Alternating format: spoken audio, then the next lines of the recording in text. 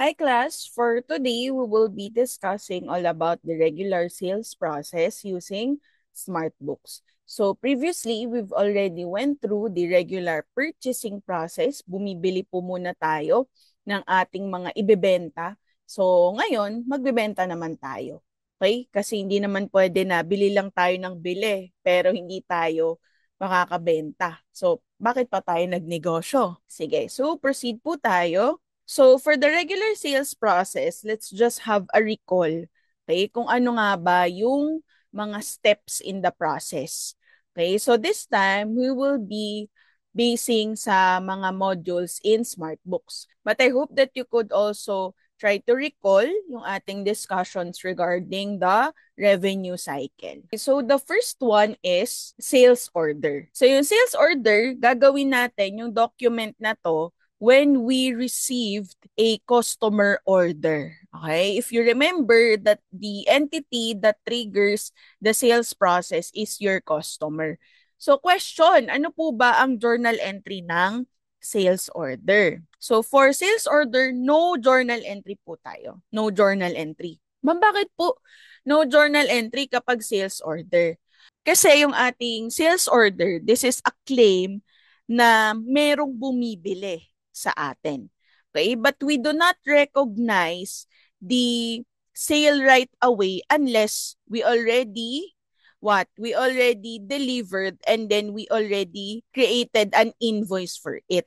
Okay? Kasi hindi naman natin sigurado kung yung claim na merong order o na merong benta ay totoong benta at kung itutuloy ba yung pagbili sa atin. Okay? So no journal entry po muna dito. And there are instances that some sales orders are canceled or hindi po natutuloy. Next. So kapag ka nagka-sales order po sa atin, may umorder sa atin, if you're gonna go through your process ulit, no, syempre, meron tayong credit checking, bebentahan ba natin to, especially kapag in credit terms, di ba, nagbabayad ba to ng utang niya, bebentahan pa ba natin to. Then, the next step, kapag pumasa na siya doon, is to to prepare the items. Pe-prepare na natin yung mga items na in order po sa atin. So, if we have those items in stock sa ating warehouse, we can already proceed to our shipment. Okay? Ipapadala na po natin yung goods sa ating customer. So what's the journal entry kapag nag-ship na po tayo? The journal entry is debit, cost of goods sold, then credit, merchandise, inventory. Ma'am, ba't po ganito pa lang yung entry? Hindi pa ba tayo mag-recognize agad ng ating revenue? Kasi na-deliver naman na natin. So, for the sake of the segregation of duties, yun yung lagi nating tatandaan. No? Kaya tayo gumagawa or gumagamit ng accounting system, it is to ensure segregation of duties for the purpose of control. Okay? So, for this one, no, cost of goods sold ang debit natin kasi meron na tayong naibenta eh, 'di ba? Meron na tayong goods. Okay? Then credit, merchandise, inventory kasi yun nga nabawasan na yung ating inventory. The next step in the process is to create an invoice for your customer. Okay, customer, na-ship na namin na, ibibil na namin kayo. Yung invoice natin, ito yung ating dokumento na nagpapatunay or gagamitin natin para magpatunay na meron tayong sisingilin kay customer. So, kapag sinabi nating sisingilin, ano ba yung sinisingil? It's your accounts receivable. So, dito ang entry na is debit, accounts receivable, credit your output tax, and then credit your sales revenue. Yan. Dito, kapag naka-system tayo, magkaibang occurrence yung shipment at invoice. Magkaibang tao din yung gumagawa nitong shipment document or yung delivery document natin. At iba din po yung gumagawa ng invoice. So, sa shipment, ang gumagawa nito yung mga nasa warehouse kasi ito yung proof nila na, uy, na-ship na namin na. Then they will forward the documents together with the shipping notices, the bill of lading, if you recall it from our previous discussion. Bibigay nila kay AR accountant. Sabi nila, uy, ito na-ship na namin. Pwede mo nang singilin si customer. Next, kapag meron na tayong demand, okay, for the customer, may invoice na po tayo, syempre, dapat maniningil na tayo. So, the next step will be your cash inflow. So, ang journal entry natin is debit, cash on hand, or cash, debit, creditable withholding tax, then credit, accounts receivable. So, there are times na kapag ginamit ay cheque, yung lumalabas dito is checks or undeposited checks. And then there's another step to deposit. Yan. So that's an optional step. It depends on the management if they want to implement that level of control. Okay, but basically this is our regular sales process. Again, sales order, walang journal entry. Shipment, may journal entry. Invoice, may journal entry. And then your cash inflow, may journal entry din po tayo. So let's now proceed to the actual exercises using SmartBooks. Okay, so let's proceed sa ating regular sales process using SmartBooks. So nasan po ba ang ating sales? So punta po tayo dito sa ating modules. Okay, then let's click on the shopping cart. Okay, so this is for your sales. So let's start the whole sales process by first creating a sales order. So reminder lang, ulit no, recall tayo. So yung sales quote po natin, this could be multiple na proposals or multiple quotations. Then if the management wants to use the sales quotation, kung ano yung approved na sales quote, yun yung magpo-proceed to sales order. But some companies, they want to simplify it, so diretso tayo ng sales order. Yan, click lang natin. So, once you're able to open itong ating sales order, so for this example, exercise 6.1, so we will be using the first customer, okay? So, pili lang ulit tayo ng ating customer. Ayan. So, take note, no, yung ating mga customers, you will only see those that are created for the specific branch. So, hindi po makikita yung customer ng ibang branches. Unlike kapag supplier, makikita po natin yung gawa ng iba. Customer number 000 and your branch and then A. Double click. So, make sure that the date na nakalagay dito sa ating journal date is the current date. And so, automatic naman yan. Then, for the sales order number, so no need to change anything. Okay?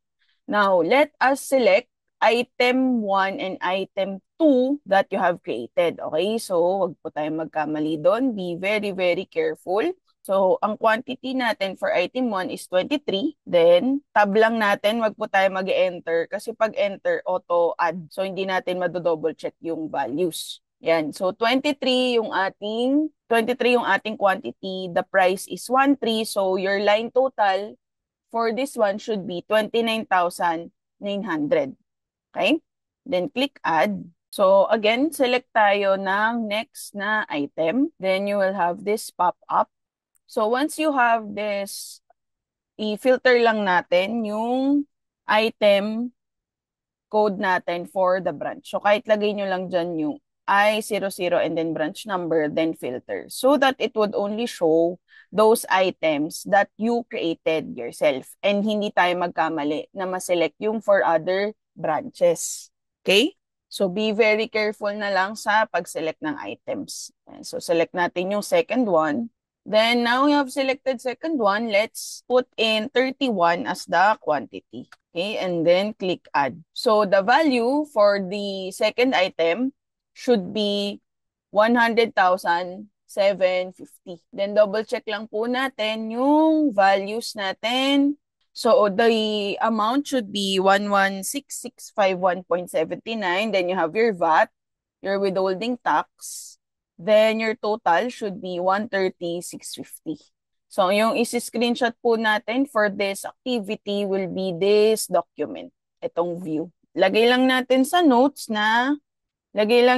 sa notes is exercise 0.1 sales order dash your surname. Alright, then click na po natin yung save. So, now that it has already been saved, so gawin lang natin yung ating usual process of copying it to the shipment. So, pwede na natin siyang gawin. Copy to, and then deliveries. Okay, so deliveries yung equivalent ng shipment. So, dito na, nasa shipment na tayo. So, double check lang po natin, again, yung ating mga values dyan. Okay, and then based on sales order, then yung values ulit natin. Make sure na wala pong nabago because this is just the regular sales process.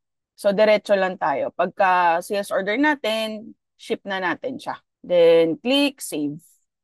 Are you sure everything is correct? Kasi this will already create a journal entry. Click natin OK. So, it would give you a pop-up para makita natin yung print layout. So, this is your print layout for the delivery document. Ayan. At it would show sino po yung nag-prepare. Now, let's check the accounting. Ayan, accounting tab. Journal entry. So, double check po natin. Yan. So, dapat tama po ang journal entry ninyo. Okay? Debit po natin, cost of goods sold. Then, yung ating credit ay merchandise inventory. So, wala pa po ditong accounts receivable kasi hindi pa naman natin nagagawa yung ating invoice document. Okay? Again, ang JE po natin, cost of goods sold debit, then merchandise inventory credit po natin. Okay? Ma'am, bakit po yung value 103,191 lang po? Hindi po yung total na amount kanina kasi this is already net of your VAT. Okay? Tapos yung VAT, makikita natin sa dulo kapag ka nag-recognize na tayo ng AR. Now next, nasa shipment na tayo, copy to AR invoices. Yan, so double check lang ulit natin, no? So dapat yung values natin dito, yung total, kasama na po niya yung VAT and withholding tax. Then based on delivery, yan. Double check lang natin, customer number, customer name, contents, your dates. Ayan. So next, no? Ang gagawin na natin, save lang po natin kasi regular lang, dire-diretso lang yung process. Walang returns, walang anything unusual. So here, in your invoice, punta po tayo na accounting tab and then journal entry. Double check lang po natin, no? There. So dito sa journal entry natin for the invoice, you'll see the accounts receivable. Yung total amount natin, 136.50. Then you have your output tax, your VAT. Then the sales revenue is net of the VAT. Ayan. Okay, double check. Make sure that you are getting the correct journal entries. Okay, ayan. So now, what we will do is mag-receive na po tayo ng payment from this customer. Okay, so take note, no, yung gagawin natin for the receiving of the payment is by using cash. Sige, so punta na po tayo sa, hindi na tayo makapag-copy dito pala. Hindi tayo makapag-copy guys from invoice to the payments kasi ibang module siya. So punta ulit tayo sa modules menu and then click natin tong parang bangko. Ayan, bangko yan, maniwala kayo. So treasury, then click po natin cash inflows, customer. Okay, wag po magkakamali. Cash inflows, customer. So, double check lang po natin ulit. Pasensya na, lagi tayo nagdo-double check, no? Pero double check po natin. Payments for, ayan. So, dapat po, receivables/payables. Okay, yung date natin is the current date rin naman. Ayan. So, now, we will be selecting your customer number. So, dito, wag po tayo magkakamali. Kasi, ang isa-select po natin dito is the customer kung sinong customer yung ginawan po ninyo ng sales order. Sino yung dinilivera natin? Kasi hindi naman tayo pwedeng mag-collect sa customer ng cash na wala naman silang binili unless advance payment yun. But that's another story. Okay, so select lang natin kung sino yung ginawa natin ng sales order, shipment, and invoice. Let's click customer, the first one. There you go. So now, you will see, no, eto na, lalabas na yung ating babayaran. So the total payment is 130,650. Ayan. So punta po tayo ng cash. Okay, punta tayo ng cash. Tapos GL account po natin to select for this one is cash on hand. So, copy the amount due, then lagay po natin sa amount collected. So, dapat yung lalabas dito, amount collected, amount received, your amount due, and amount paid should be the same. Then, double check ulit. Lagay po natin sa notes, payment for exercise 6.1. Okay, so you're good. Then, click na po natin yung save. Make sure na correct lahat bago po tayo mag-click ng okay. Okay, operation ended successfully. Make sure na lalabas po ito kasi kapag wala po tayong successful na message or notification, possibly na may namali pong input or hindi po siya na-save properly. Okay, now let's check your journal entry. Yan. So yung journal entry natin, no? So yung cash on hand, kung magkano na yung binayaran natin, ayan, 129,483.48. Then your withholding tax, then your accounts receivable. Okay? Ayan. Sige, double check. Make sure that you're getting the same. So, pag tinotal nyo yan, balanse po yung debit and credit po natin. Okay, then close na natin. Okay, so right now, we will be simulating the sales process but with sales return. So, kailan po natin ginagawa ang sales return? So, ito yung mga instances na nag-sales order tayo. Then, there's already the shipment or na-ship na natin to the customer. Then, there are damaged goods or may mga defective goods. Then, they would have to return it to us. Okay? So, take note, yung sales return po, ginagawa natin siya kapag hindi pa na-i-invoice. Okay? But if we already created an invoice for that customer, then what we will be creating is AR credit memo. So, again, yung ating sales return po, ginagawa lang natin siya kapag na-ship na, pero wala pang invoice. So, let's get into it. Create tayo ulit ng sales order. Customer number. For this one, let's select the first customer. Okay, then for the item, select tayo ng first item. Alright, then the quantity is 20. Then click add. The next one is the fifth item. Then the quantity is 30. Then click add. Then, double check lang po natin ang values, 26,000 line total for item 1. Then, for item 5, we have 585,000. Okay, so your total value should be 545,000, total amount rather, 545,535.72. Then, notes is sales order for exercise 6.4. Then surname. Then just continue the process hanggang makapag-payment po tayo. So I'll just go through it.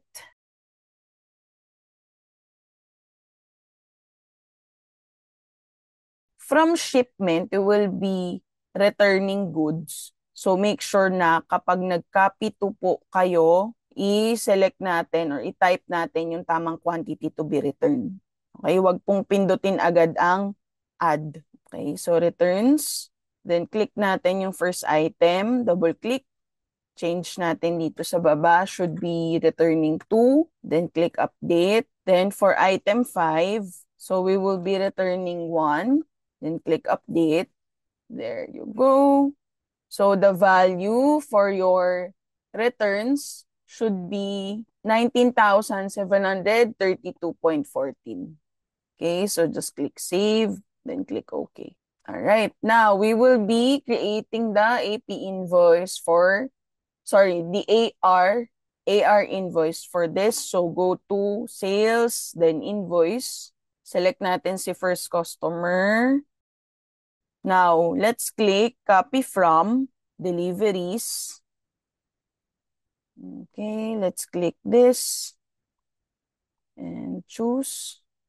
All right, so now you will see here that we have yung ating open quantities now 18 kasi nagdeduct tayo ng dalawa. So 20 minus 2 is 18. Then for item Number 5, you have 30 minus 1. Right? So, magkano po ang ating, or ilan ang ating i-invoice? So, 18 and 29. So, click finish. Alright, so double check lang natin your invoice. Okay, your invoice value should be, your total amount should be 525,803.50. For this one, since we will be paying it completely naman agad, so we will select in the accounting tab, select natin yung payment terms, gawin nating COD. Alright, then reset item prices, just click OK.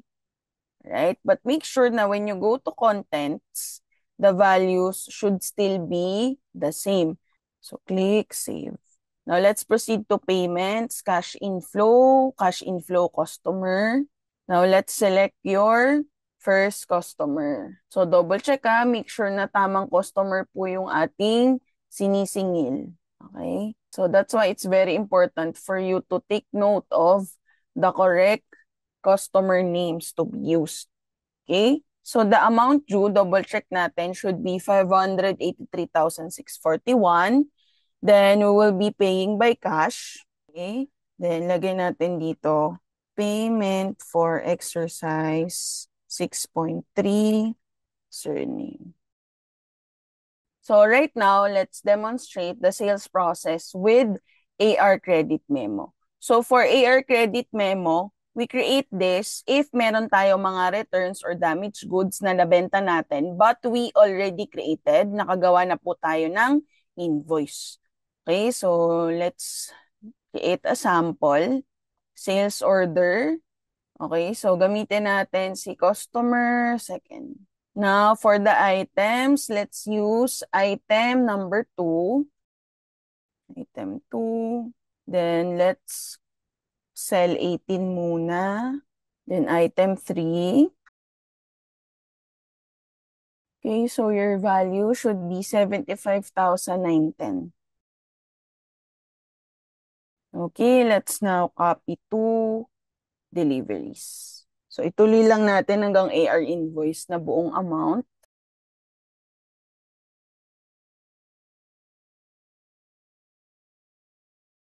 Double check lang natin yung due date. So, let's just use 30 days.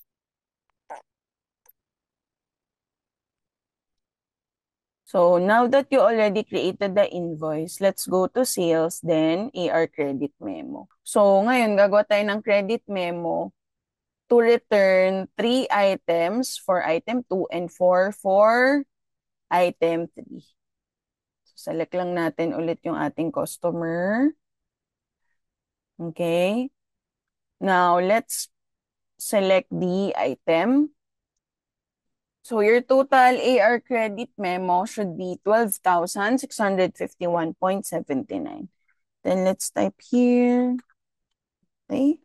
Then double check lang natin everything. Yung accounting change natin to 30 days. Okay, just so that it's within the calendar year. Okay. Right, so just screenshot this, including operation ended successfully. Now, let's go to your payments. Yan. So, select lang ulit natin si customer second or yung ikalawang customer nyo. So, now, let's select yung 85,020 and then 14,170. So your total amount due should be 70,217.